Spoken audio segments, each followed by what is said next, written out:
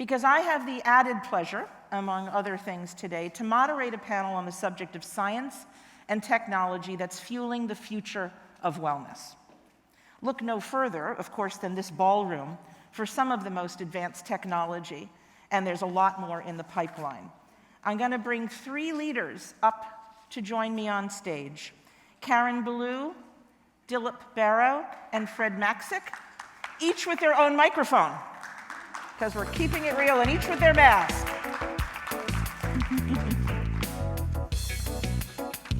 Hello.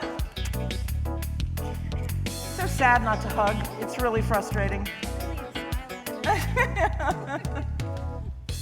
Hello, hello. So one thing I love about this group, and it's not on the agenda, but we're going to do Q&A only in the room, because I think I want you guys engaged in this conversation, and I think people will have a lot of questions. One of the things I love about this group is the variety of businesses, all involved in one way or another with science and some technology. Of course, the most obvious would be Healthē by Lighting Science, represented today by Fred, the founder and chief technology officer. Fred is a guru of innovation in the science of lighting and its impact on health. Fred's company is responsible for the portals that I practically live in now when I walk in and out of this room, and other virus-fighting technology that's been placed in various meeting spaces. Fred holds countless patents and has long believed that light could be a driving force in innovation in the wellness industry. Most recently, the very same technology that's contributing to our modeling of a safe summit has been licensed by Boeing for their airplanes. So welcome, Fred, and all of your incredible ideas. Ballou is the founder and CEO of Immunocologie and has more than 30 years' experience creating strategic partnerships and building and marketing brands. She's the co-founder and partner at LB Equity, a private equity fund for emerging brands in wellness for the skin, hair, and overall beauty. So find her later if you're looking for, Her expertise is in her science-based approach to ingredients and product development, with a focus on the molecules used in biotech and naturally sourced ingredients. Today, she's largely focused on the microbiome of the skin and the relationship it has to our overall wellness. Karen believes that gut health is skin health, and she continues to research that relationship and that relationship of skin to our immune system. Dilip Barot is the founder of Amrit Ocean Resort and Residences here in Singer Island, Florida, though Dilip calls both the US and India home. Through Amrit, Dilip is creating a new paradigm, combining Eastern traditions and Western luxury, enhanced through modern technologies. Dilip believes in an authentic wellness experience focused around what he's identified as 5 pillars: nutrition, fitness, mindfulness, sleep, and relaxation. Dilip has a long career in the technology space in addition to his foray into building this wellness community. So here we are, lighting, skin, residential development. But the tie that binds is science, and interpreting and applying science to improve health and wellness for people and the planet. Thank you all. Welcome for being here. This is wonderful. Thank you. Very exciting. Okay, so while you are all wildly successful entrepreneurs, you're here today as thought leaders in the industry. What you do, what you have done, really has changed the landscape of wellness in many ways. So I'm going to ask you to take off your marketing hats and dive into a mini think tank with us and help us understand how science is driving your sector of the wellness industry. Karen, I'm going to start with you because skincare, beauty, science, not always natural bedfellows, except in your world. So tell us what you see for the future in this category in which you operate. Well, Nancy, first of all, this is phenomenal to be here and be with everyone, and also to have this subject to talk about with everyone. And for years I've been involved with, I share with people the seed to molecule, molecule to seed, to formulations. But the key to that is the energy that is the combination of what is happening within those formulas. So for years, and I'm talking many years, this is something that I've been talking about. I've been driving home about the science of skin, but the science of those molecules the energy of those molecules that are going on the skin and how our skin has those receptors.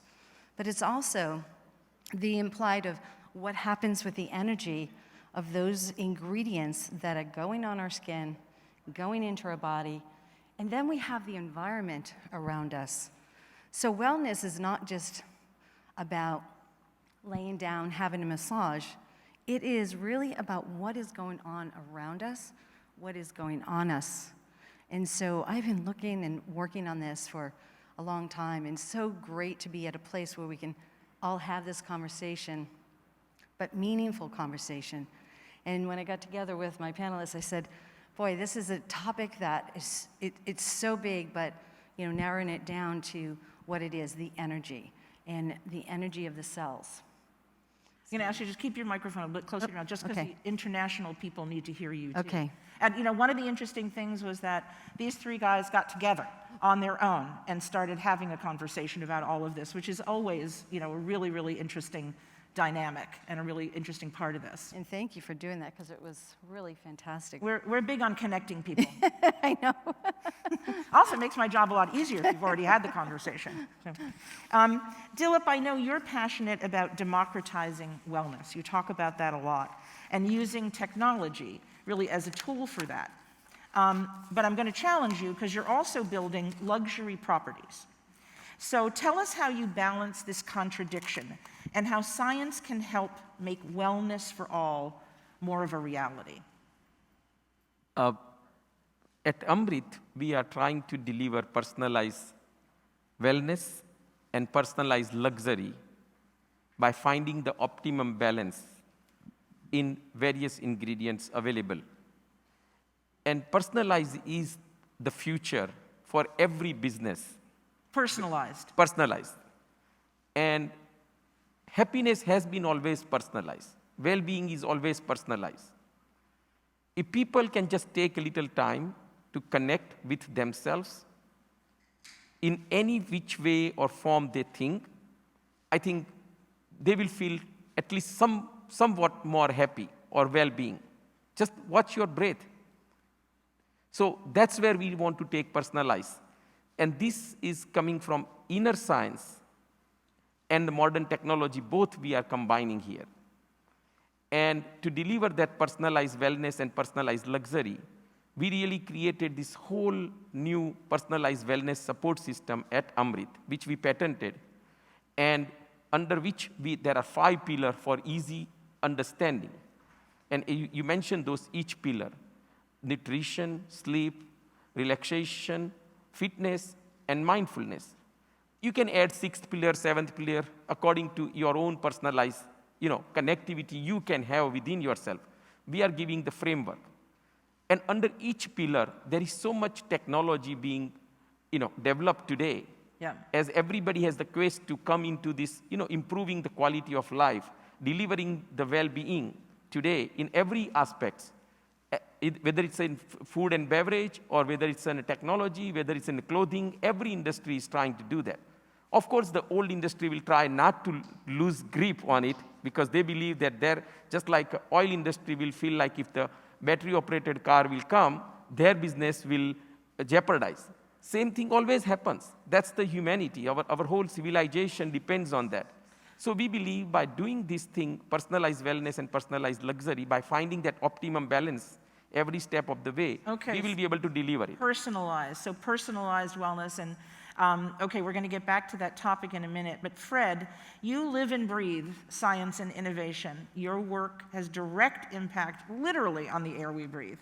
Tell us what you're seeing for this world-changing technology that you've helped invent, and how do we make that more accessible to people? So I guess, first of all, light is ubiquitous. We have it in every environment. We inhabit virtually everywhere. I'm going to ask you to speak a little louder, or crank up the mics a little bit. Thanks. Okay.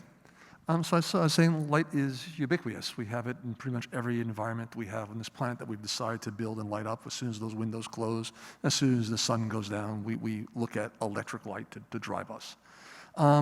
Because of that, it's very easy to start thinking about and contemplating how we manipulate that spectrum of light for other purposes, one being specifically antiviral, antipathogen. as we look at what we've done with lighting historically, we've had the wrong metric driving us. The metric that has driven us is lumens per watt, or lumens per watt per dollar, or whatever currency we might be in. And in fact, that's been the wrong metric. The wrong metric should be some reflection of what it does for us in terms of our health, our wellness, our environmental sanitation, and everything else. And so I think as we evolve and as we understand more about it, it will become quite democratized, and it will become quite available throughout the world. The volumes has shown us. We started with LED lights 20 plus years ago, and showed it to people and said, here's your $300 light bulb, and had everyone laugh at us. But today a light bulb is sub 99 cents. And that's what tens of millions of units do for you. I mean, so much innovation starts that way, doesn't it? I mean, it used to absolutely. cost whatever to have a flat screen TV. Now that it's like they come with your, So going back, then really making this technology ubiquitous is putting into places like this, putting them on stanchions so people can see them, putting them in portals so people can see them, putting them in light fixtures like we do with the downlight. That's the best way to do it. And as it gets adopted, the volumes will drive the industry, and the industry will drive the pricing, and the pricing will drive ubiquity. I think it's interesting with the three of you is that you have what I would call high-end products. I mean, they're incredibly advanced and innovative, but they're not for all, at least not yet. So you're saying that that's certainly in the pipeline for you. I mean, that the more volume, the more those drives the cost down, et cetera, et cetera. What about you, Karen, and what you do in the skincare world? How do you make that more accessible for people? Well, I've really been thinking a lot about that, even before the pandemic happened, because what was really important to me years ago when I was diagnosed with cancer, and I realized that having spent my whole career in the cosmetic industry, how do I reach every person in the world and help them with some of the things that I went through during my time with cancer? But the key to that was really about the treatment, right?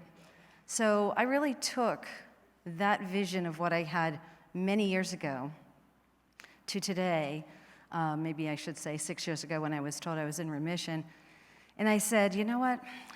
This is where I have to take this technology of science and get this science to every person in the world. Problem is that sometimes when you have science and it's new, or it's old but new, because this is not new, but getting it into a bottle and getting it out to people sometimes is expensive. So it's made it very difficult to get it to a place, in a financial place. So I'm working on innovation of how to get that in a way that some people who can't afford will afford. And those are things that are really important to me, because my goal is to be able to have every person in the world, I say that because it's a big goal, but to be able to actually understand, what does it mean about inflammation? What does it mean about antibacterial, antimicrobial on the skin? What does it mean about earth to the body? What does it mean about energy and energy to the cell? And that's what I've been studying all these years, and that's why I feel so great about this, because it's the personalization. It's about working with that energy of what we're doing to help with the light subject, and it pulls it together because our skin is actually affected by all of those things. How do we personalize it? How do we use the energy? How does our skin and our cells actually benefit? Yeah, there really is connectivity between everything that you are all doing. I want to put the lights a little bit up in the audience if we can, and if we have our fabulous mic runners nearby, because we don't have a ton of time, but I would like them to answer some questions. If anybody has some questions yes, Kim Marshall has a question right in the middle. We'll go to first. I'll come back to you guys. Dilip, could you speak to how your childhood growing up in a 400-square-foot apartment with 9 people in India No wonder you want to build big. directly affects your goals for personalization? We all have our own journey, which is personalized. That makes us so equal but unique. And in my own journey, I was very fortunate, and I keep telling my 2 daughters that many things people talk big time about mindfulness and conscious, growing up, that was by accident, my mother delivered that to me, telling me that I need to go deliver 5,000 leaves on Lord Shiva's ling, they call it, Shivling. And doing that, I never knew that my mother was teaching me consciousness or mindfulness or dharana or dhyan, which is kind of, now they give fancy words. But it was so natural to us that it came just like a karate kid teaching the karate. So that was wonderful. And learning this connectivity, that was so like natural. Or eating this natural food because we had no refrigerator.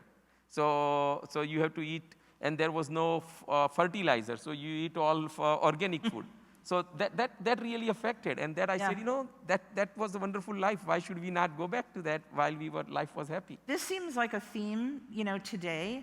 First of all, that what happens to you personally really can drive you in your life and drive you to do things like Victor and Lynn and what they've done out of personal experience, what so many people, what you've done out of personal experience. It's really very compelling and a really interesting tie, I think, that binds a lot of people.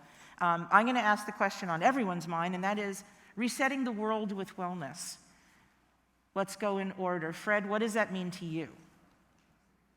To me, it's creating an environment that allows possibilism. It's reopening what has been closed. It's regathering what has been broken. And it is really resetting ourselves to understand how we can utilize space, time, people in new and novel ways we hadn't considered before to deliver a much more healthful presence and a much more healthful possibility. Dilip, and I assume you're going to put Fred's lighting in Amrit residences and that Karen's products will be in your spa, so we'll make this match anyway. But Dilip, resetting the world with wellness for you? I think in my humble efforts, I want to do what we are doing at Amrit, delivering the personalized wellness and personalized luxury in the best possible way, and creating the technology platform so the people who are not able to physically come and visit us, they can also benefit from it. Wonderful. Karen, resetting the world with wellness? Well, I have to say that, not knowing that I was going to have this great panel here, Dilip talks about personalized wellness, and that's what I've been doing, and that's how I'm resetting it, because I really came from that world of reset was, the part of personalized, right? But now we're really thinking about that so much more, but personalized for me, and that's the reset that I'm doing, is how I can help others through that journey, but resetting it to be able to really have the conversation that people want to have. Because to me, there are a lot of people who have been wanting to have this conversation. Unfortunately, it took a pandemic to really talk about wellness like they are today. And I know my brain is called immunocology, but I had the foresight and understood that that is about wellness. It's about the skin's immunity and what's going on in our body. So I really want to have that conversation with everyone to really set that thought process of what we're doing, where we're going, and how we can help ourselves. Thank you. We have time for one more question from out here. Does anybody have a question? Yes, right here. Can we have the mic? Hang on one sec. Thank you. For Fred, so I think everyone's probably noticed the Healthē entry that we've been walking through, but I think it would be great if you could share with us what's happening on either side of the room. So I don't think I've been watching these moves. Speaking of science. But what's exactly happening here that we are the beneficiaries of? Excellent. So very, very briefly, many years ago, many decades ago, we learned that UVC light is capable of decontaminating our environment, is capable of cleaning our environment, it's capable of disrupting pathogens. What's really been discovered over the last decade and a half has been there's a very novel portion of that spectrum at 222 nanometers called far UVC. It is an anti-pathogen both in air and in surfaces, but is completely harmless to human beings when they're exposed to it.